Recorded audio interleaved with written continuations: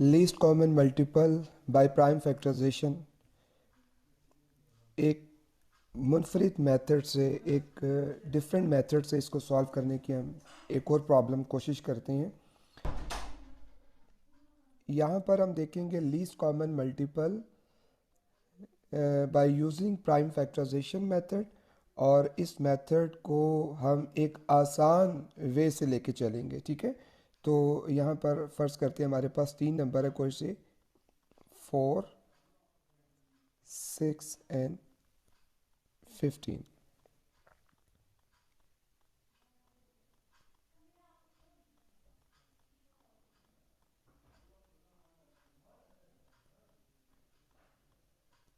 इसकी prime factorisation find करते हैं।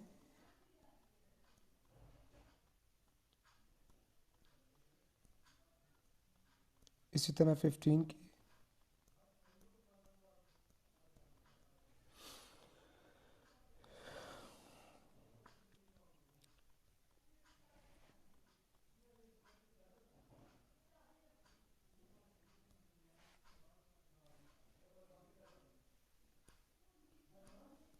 नीचे इनको आप इसकी फॉर्म में लिखेंगे।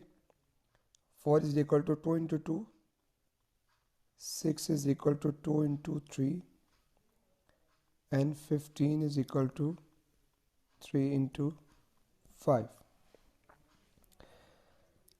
अब आप यहाँ पर देख सकते हैं कि हमारे पास कौन कौन से प्राइम नंबर्स यहाँ पर आए हुए हैं।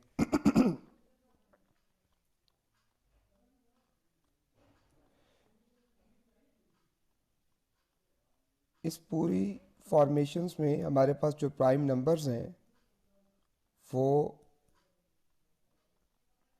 कौन कौन से हैं। एक 2 आया हुआ है, एक 3 आया हुआ है और एक 5 आया हुआ है। ठीक है, अब जैसा कि पिछले सवाल में भी आपको वाज़ह किया था कि यहाँ पर हमने कॉमन और अनकॉमन फाइंड नहीं करना है। हमने ये देखना है कि जो जो प्राइम नंबर्स हमारे पास आए हुए हैं, ठीक है, उनकी मैक्सिमम रेपिटेशन जो है वो क्या है। ठीक है, जैसे कि मैं यहाँ पर, अब ये देखिए यहाँ पर मेरे पास ये 2 एक प्राइम नंबर है।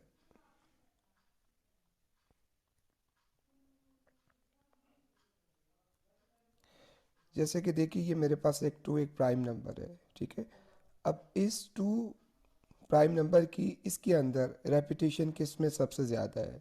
ठीक है, इसमें 2 दफ़ा 2 आया हुआ है, इसमें 1 टाइम आया, 6 वाले में 1 टाइम आया हुआ है, और 15 में 2 बिल्कुल नहीं आया हुआ है। ठीक है, जिसमें मैक्सिमम दफ़ा आया होगा उसको आपने हाईलाइट कर देना है। ठीक है, अब नेक्स्ट देखिए ये 3 है आपके पास।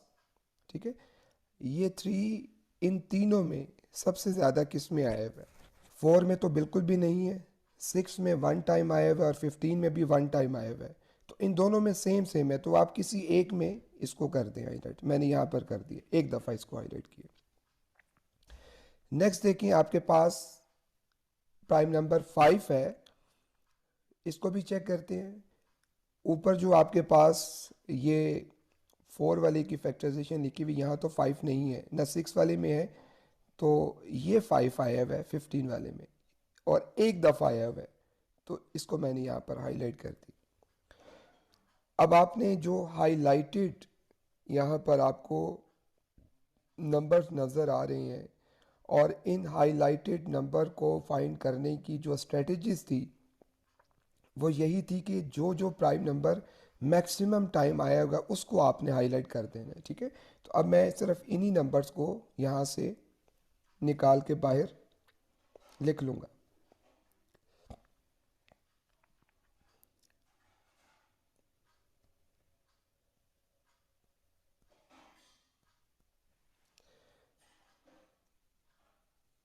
यहाँ पर इसमें 2 मेरे पास 2 टाइम है, वो मैंने लिख लिया,